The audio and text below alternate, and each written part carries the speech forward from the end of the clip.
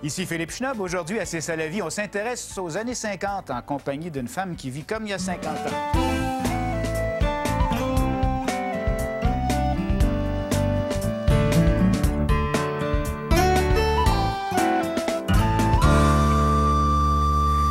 Vous vous souvenez des années 50? Il y en a sûrement parmi vous là, qui sont assez vieux pour avoir gardé des souvenirs de ça. C'était l'après-guerre, il y avait des bébés partout, c'était le début du rock and roll, le début de la télé aussi. Et puis, je pense qu'il faut dire, surtout ces temps-ci, une époque de croissance économique assez imposante. Bref, une belle époque, une si belle époque qu'il y a des gens qui essaient de vivre aujourd'hui comme si on était encore dans les années 50. Ils s'habillent comme dans les années 50. Ils vont voir des spectacles de ce temps-là. Ils ont des meubles chez eux des années 50. On les appelle les rockabilly. Et j'en reçois une cet après-midi. Elle s'appelle Nathalie Lavergne. Bonjour. Bonjour. Je reçois donc Nathalie et aussi Patricia Chica qui vient de faire un documentaire sur ce phénomène-là. Bonjour Patricia, bonjour à vous deux. Bon, d'abord, qu'est-ce que c'est les rockabilly, Nathalie? C'est des fanatiques des années 50, comme vous l'avez dit. Donc, c'est des gens qui vont aimer tout d'abord la musique. Là, on va dire c'est quoi? Elvis Presley, Jerry Lee Lewis, Bo Diddley faisaient du rockabilly, par exemple. C'est un mélange de rock and roll, de country et de hillbilly qui, mixés ensemble, c'était ça. Donc, des fanatiques de musique, des fanatiques qui vont aimer rechercher les meubles dans les bazars, qui vont souvent aimer les vieilles voitures aussi, qui vont aimer les choses résistantes. Oui, parce qu'on peut aimer Elvis Presley sans nécessairement voir des meubles des années 50 chez soi. Donc, ça va un petit peu plus loin qu'un simple amour de la musique. Tout à fait. Qu'est-ce qui vous fascine et qui vous passionne dans cette période-là? La créativité. Autant au point de vue musical qu'au point de vue des vêtements avec de belles couleurs, de belles textures. Les meubles qui étaient fantastiques, qui étaient résistants. Chez moi, comme vous l'avez dit tout à l'heure, c'est meublé années 50, mais c'est des meubles qui appartenaient à mes grandes-tantes, mes grands-oncles. Donc, c'est un esprit qu'on ne retrouve pas, par contre, chez Ikea, par exemple. Non, évidemment pas. Ou enfin, c'est des copies qui sont un peu moins solides. Patricia, vous avez fait un documentaire là-dessus. Qu'est-ce qui vous a attiré là-dedans? J'ai été fascinée par la ténacité des rockabilly.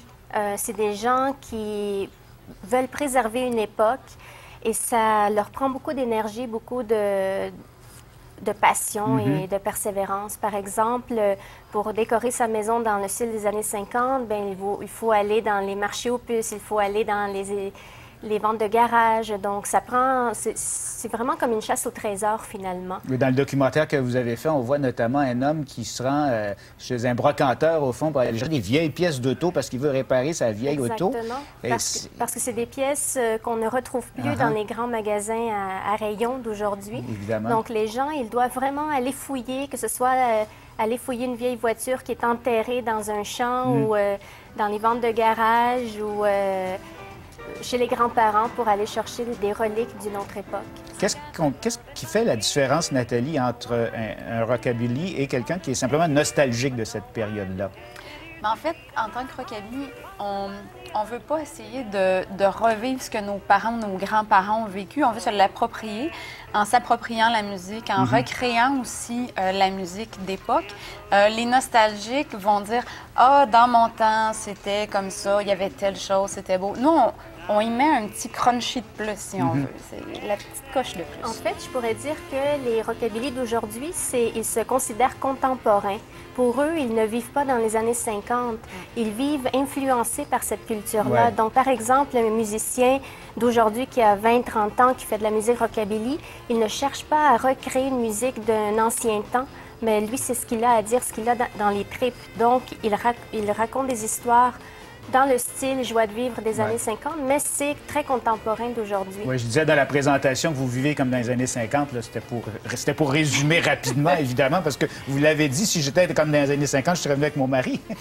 C'est ça, puis il me dirait quoi dire, quoi pas dire. Moi, ce que je dois dire néanmoins, c'est que pour faire cette entrevue-là, on s'est intéressé au documentaire et ensuite on a voulu voir en studio avec nous des gens qui viendraient nous parler de leur mode de vie, tout ça. Et ça a été très difficile de trouver quelqu'un. Il y a Nathalie qui s'est sacrifiée, si on peut dire. Mais pourquoi est-ce qu'on a eu tant de mal à trouver des gens qui étaient prêts à venir nous en parler? Bien, souvent, on les prend comme des bêtes de cirque. Donc, soit que leur propos est un petit peu changé à la fin, ou on va dire « Regarde, c'est celui qui se prend pour Elvis ». C'est pas ça. Et la plupart des garçons à qui j'en ai parlé ont dit « Ah non, encore me faire traiter, pourquoi t'aimes Elvis Presley? » Il dit « Je veux plus ».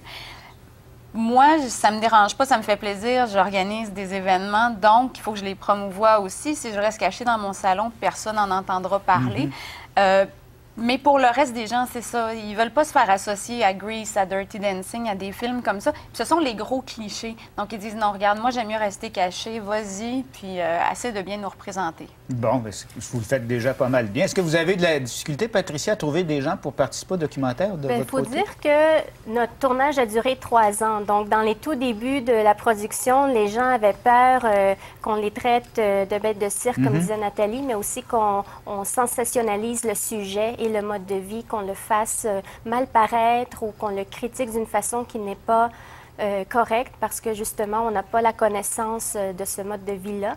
Donc, ça a pris un certain temps, mais en tant que documentariste, c'est aussi mon travail d'absorber une sous-culture, de la comprendre, de l'analyser et d'ensuite leur donner une voix qui est la caméra pour qu'ils puissent s'exprimer et parler d'eux-mêmes tels qu'ils sont. Donc, je pense qu'en fin de compte, ça a commencé un petit peu difficilement, mais le respect a été gagné à la fin. Elle a réussi à les apprivoiser.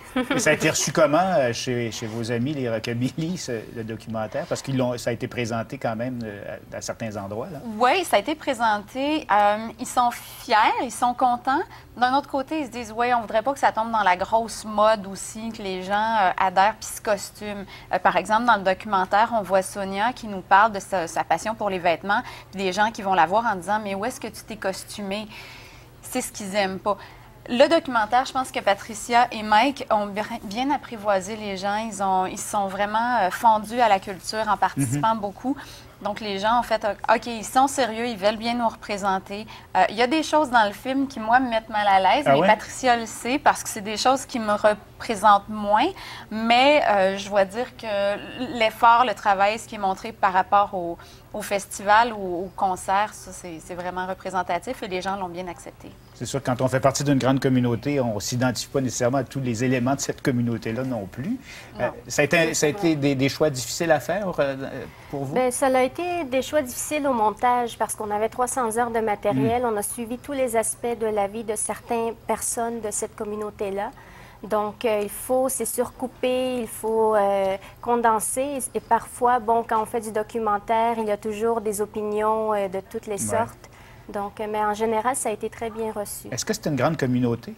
On parle d'environ 100-150 personnes à Montréal. À Montréal. Par contre, il ne faut pas être gêné de ça, parce qu'on va dire 100 personnes dans une ville comme Montréal, c'est rien. Mais c'est à peu près la même chose à Boston, New York, Toronto. Donc, on est vraiment dans la moyenne, si on peut dire. Et puis, on a des artistes à Montréal qui sont de qualité.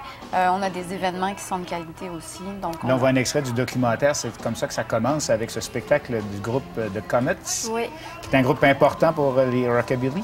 Bien, c'est les premiers, hein, les pionniers qui ont commencé l'histoire du rock'n'roll.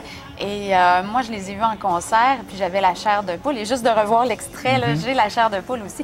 Je me suis dit... Donc, c'est mythique pour vous là, d'avoir pu rencontrer ces gens-là. Tout à fait. Puis, écoutez, on est allés manger au resto ensemble. J'étais assise au resto. Je sais, pincez-moi quelqu'un. Je suis assise avec le groupe de Bill Haley. C'est l'époque d'Elvis. Elvis, c'est une de mes idoles. C'est l'époque d'Elvis et je suis avec eux.